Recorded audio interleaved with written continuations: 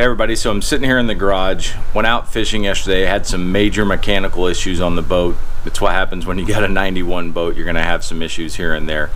So I'm working today to get everything put back together, but in the interim I wanted to go ahead and start talking to you guys about the next things that you need to get yourself set up in the bass fishing world. So today we're gonna be talking about some line, some terminal tackle, and the things you need to get going right off the chute when you first start fishing.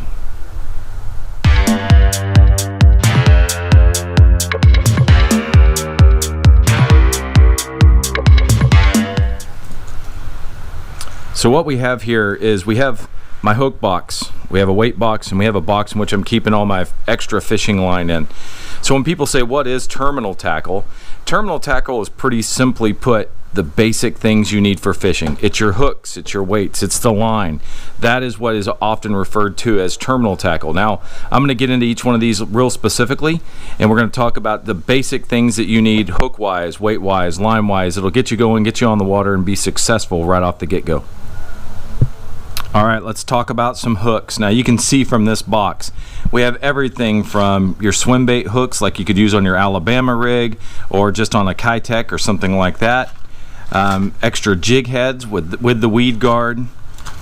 We have down in here, you have some shaky heads,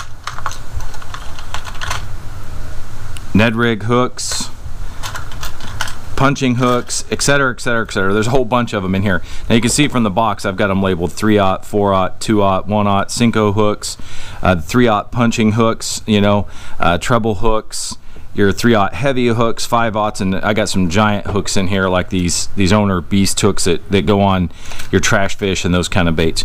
So for basic stuff to get started, I'm going to recommend two different hooks for you on the EWG side. Now what is an EWG? That's an extra wide gap hook like this one. It's got an offset shank, and so it makes it pretty flawless when you're rigging up your worms, your Senkos, your rattlesnakes, your brush hogs, etc. Now this is a 3/0, what they call it's a regular wire hook, light wire hook. It's a little bit thinner, comparing it to, I love trying to pull these things out of here, to a EWG that's a heavy hook. Okay, now this is a heavy hook. It's for flipping a heavier bait into thicker cover, someplace where you may encounter something that could potentially straighten that hook. So it's made of a thicker diameter on your line. So the first things I'm going to recommend is going with a 3/0 EWG hook. Just a regular EWG. This is a foolproof hook that is great for 90% of everything you're going to want to do. Now the other hooks that you can use, you know, there's your little hooks like these octopus hooks that are perfect for drop shotting. The Senko hooks that I told you about earlier down here that have this little, again I got a mess of them in here.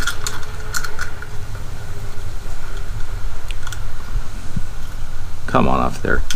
That have the little weed guard attached to them that you can fold over that make them, you know, kind of weedless, and those are really good. But I'm going to recommend starting out with your 3/0 EWG and some kind of universal hook that you can use for your Senkos or the drop shotting, either one. You know, these are really good. They say you can use them for both, for your Senkos and for drop shotting. I've never used them for the drop shotting, but I use them for the Senkos all the time, and I showed you that other one. It's kind of buried down in here now. Whoops, there it goes into some other bin. But those are going to be your great starter hooks. All right, now we're going to talk about some weights. Now you can see I've got similar things labeled on my weights: 3/16, 1/0, 1/4 drop shot, 3/16 drop shot, 1/8 drop shot, 5/16, and then it gets into some of the bigger stuff over here. Now in this box I keep a variety of things. Up here in this corner you can see I've got my bobber stops, which are perfect for when I want to peg that weight or when I'm punching. I got all these different bullet style weights. I do have some tungsten. I use a lot of lead just because it's easier that way. I have my round ball style drop shot. I have the cylinder style drop shot. Those are used in different applications. The ball one, I don't want to use when it's really rocky because it's going to get hung up in the cracks and crevices around those rocks. That's when I might go to the cylinder style. And other occasions I may use a teardrop style like this one, another drop shot weight. But those are just a variety of different ones. I keep the old style kind of egg sinkers with the built-in swivel hook on the top, and then just the regular line through eggs for Carolina rigging, etc., etc. Now mixed in with all of that, I've got some punch rigs. These are tungsten weights. This is a 1 ounce tungsten. It has a place to slip a skirt on there where it stays in place. And then over here, I've again got some bigger ones up to 2 ounce punching weights.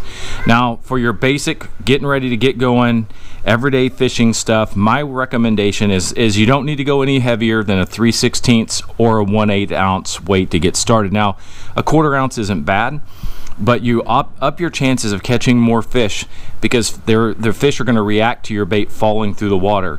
You know, a jig or something like that has a lot of action on the bottom, moves a lot, it draws the fish in. A lot of times the plastics we're throwing, whether it's a rattlesnake, whether it's a Senko, whether it's a tube, whatever, when they're falling through the water, if they fall through the water too quickly, if your weight is too heavy, then you're going to lose that reaction bite from the fish because they're not going to have as much time to see it and react to it. So going with like a 1/8 ounce or a 3/16 will give you a little bit more time to keep that bait in the water column as it falls through, thus drawing the fish in. All right, you can see here I've got a mess of line.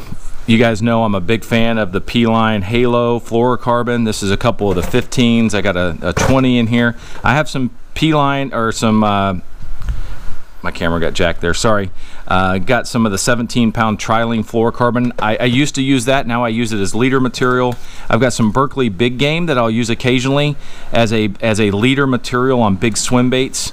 Got some regular old, if I can get it out of here, Berkley Trilene in 17-pound, some more of the Trilene fluorocarbon, and your braided line. So got a mixture of your monofilaments and your fluorocarbons here. Now, for the average everyday angler, there is no necessity in going out and spending $20 a spool for something like P-Line or the Berkley or any of the other fluorocarbons that are out there.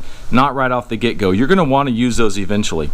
Your best overall line to start with is something like your Berkley Trilene. That's a good all-around line. You could always go out and buy a small spool of your fluorocarbon and tie it on as a leader material if you want to, but people have been catching fish on monofilament line for a lot of years. It works, it's durable, it has a lot of flex to it, which gives you a little bit more versatility with the things you throw with it. But for the most part, I tell people, go out and just learn how to use that bait caster, learn how to use that spinning reel with that regular old monofilament line, because that's the easiest, best thing to learn on. And then from there you can learn, it's different casting your fluorocarbon, it's different casting your braided line. So you want to get some experience doing those things before you jump right into it and potentially ruin a spool of $29 line just because you're getting a lot of backlashes and everything else. So it's easier to start with something like your basic mono. All right, now one thing to keep in mind when you're buying line and you're getting ready to spool up that reel for the first time is getting the right line. Now these lines are all good, and like I said, monofilament is a great beginner line and I would recommend using that. But the one thing you got to pick is the right pound test. So I would recommend starting with either a 12 or a 15-pound test. Those are pretty much right in the middle of a lot of things that we use.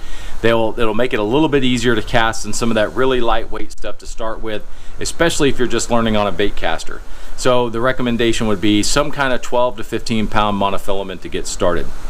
Now with that said, we're going to get into some other things in the next videos. We're going to be talking about your basic plastics, how you rig those, how they work, how you fish them, and then we're going to continue this series into hard baits, top water, even in getting into some more advanced stuff as the series progresses. I hope you guys are enjoying these. I appreciate all the love and support. We'll see you next time.